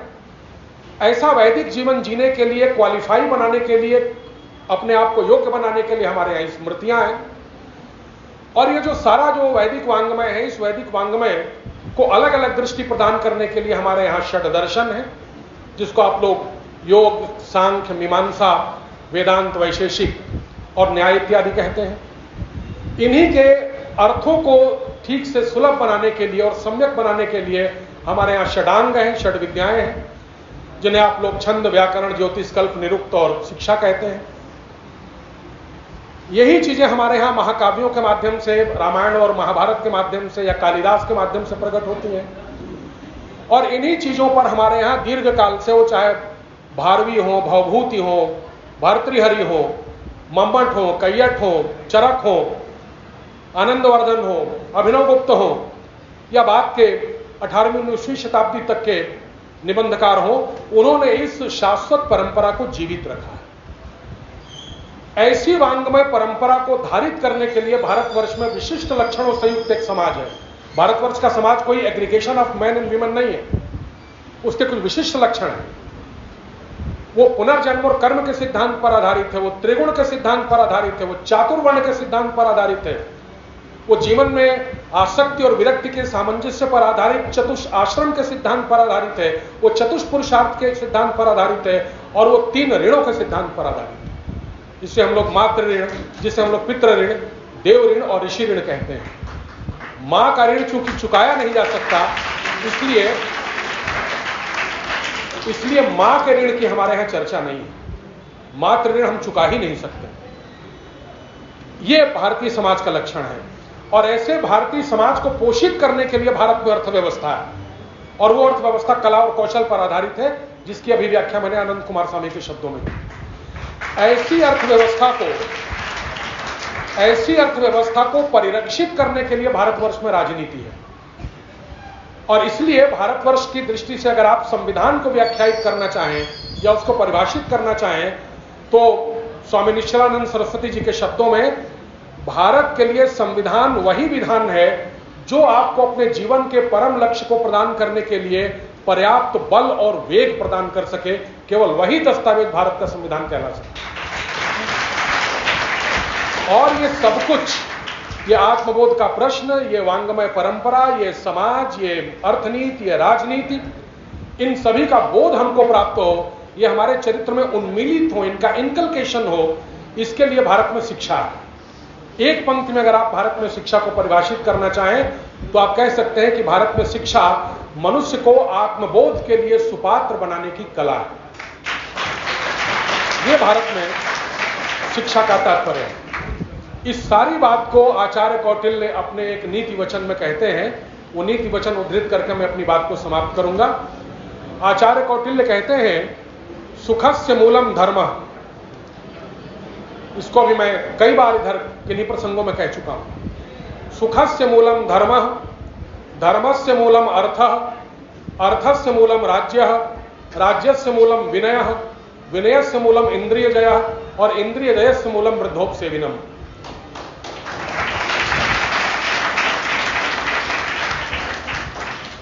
सुख का मूल धर्म है, सुख का मूल भोग नहीं है। धर्मस्य मूलम अर्थः, धर्म का मूल अर्थ है। जब तक तदनुरूप अर्थव्यवस्था नहीं होगी तब तक आप धर्म का पालन नहीं कर सकते। ये लोभने लुभाने वाली अर्थव्यवस्था, ये ठगने ठगाने वाली अर्थव्यवस्था, या आपके अंदर भोग और लालसा उत्पन्न करने वाली अर्थव्यवस्था, जिसको आजकल विकास का नाम दिया जा रहा है, इसके रहते कभी आप अपने धर्म का पालन नहीं कर सकते। अर्थस्य मूलम राज्यः, ऐसी धर्म का पालन करने में सहायक अर्थव्यवस्था हो, इसको सुनिश्चित करना राज्य की जिम्मेदारी है। ऐसा कौन सा राज्य कर सकता है? राजस्य मूलम विनय, जो राज्य विनयशील होगा, उद्दंड नहीं होगा, मनमानापन नहीं करेगा। और विनय से मूलम इंद्रिय जया, वही राज्य भी नहीं हो सकता है जिसका लक्ष्य अपने को और अपनी प्रजा को जितेंद्रिय बनाना हो, भोगासक्त बनाना न हो। हमको रावण की लंका नहीं चाहिए, हमको राम की अयोध्या की समृद्धि चाहिए।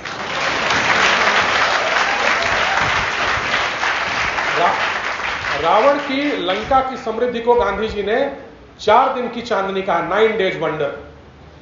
इसलिए समृद्धि का स्वरूप क्या है, विकास और अभ्युदय का भेद क्या है, इस भेद को हमको समझने की आवश्यकता है। और इंद्रिय जय समूलम वृद्धोपसेविनम, वही राज्य इंद्रिय जयी हो सकता है, वही समाज इंद्रिय जयी हो सकता है जो अपनी परंपरा के प्रति आदर का भाव रखेगा। अपनी परंपरा को तिरस्कृत करने वाला, उसको निषेधित करने वाला समाज कभी भी जितेंद्रिय नहीं हो सकता। उसके अंदर से कभी विनय का भाव उत्पन्न नहीं हो सकता, उसमें कोई स्वराज्य की स्थापना नहीं हो सकती, उस पर कभी सम्यक अर्थव्यवस्था नहीं आ सकती, और उसके माध्यम से कभी भी आपको सुख नहीं प्राप्त हो सकता। जो आखिरी बात है वो ये समझने की है कि सारी चीजें जितनी हमने आपको बताई, वो आपके जीवन का लक्ष्य, आपकी वांग्मय परंपरा, आपका समाज, आपकी अर्थनीति, आपकी राजनीति, आपकी शिक्षा, ये सब एक कंप्लीट पैकेज होता है। ये कंप्लीट पैकेज है। ये सब कुछ या तो एक साथ स्थापित होगा या सब कुछ एक साथ विस्थापित हो जाएगा। ये टुकड़ों में नहीं होता। हम लोग राम राज्य की चर्चा कर रहे हैं, ये बात समझने की है कि राम राज्य कोई पॉलिटिकल एजेंडा नहीं है, वो कोई पॉलिटिकल मॉडल नहीं है, वो पूरा का पूरा एक जीवन विधान है। भगवान राम अपनी समस्त अयोध्यावासी प्रजा की मोक्ष की कामना के साथ राज्य करते हैं। ये सेंट्रल प्रिंसिपल है राम राज्य का। उनको आत्मबोध प्रदान करने के आश्वासन के साथ राज्य करते हैं, ये केंद्रीय चिंता है भगवान राम की। ये सब कुछ एक साथ स्थापित होगा या एक साथ विस्थापित हो जाएगा। आप लोग आजकल वो व्हाट्सएप पर लिखा करते हैं कि हमारी सोच आधुनिक हो लेकिन हमारे संस्कार प्राचीन हो। मूर्खतापूर्ण बात है, ऐसा हो ही नहीं सकता, संभव नहीं होता।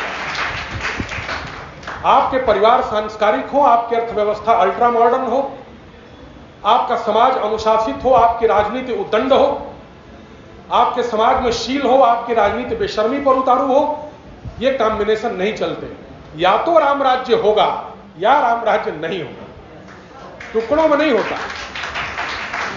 इसलिए ये जो पूरा भारतीय जीवन विधान है, ये पूरा भारतीय जीवन विधान एक यूनिफाइड पैकेज है, एक पूरा एकीकृत पैकेज है। इसमें किसी टुकड़े की गुंजाइश नहीं है। इसका केवल सर्वांगपूर्ण भाव से ही सेवन किया जा सकता है। आप लोगों ने इतने धैर्य के साथ मुझे सुना, प्राचार्य जी ने यह अवसर प्रदान किया, और आप सभी महानुभावों का आशीर्वाद मुझे प्राप्त हुआ। सभी आचार्यगण मेरे समक्ष उपस्थित रहे, इसके लिए मैं आप लोगों का हृदय से आभारी हूं। बहुत बहुत धन्यवाद। साधुवाद।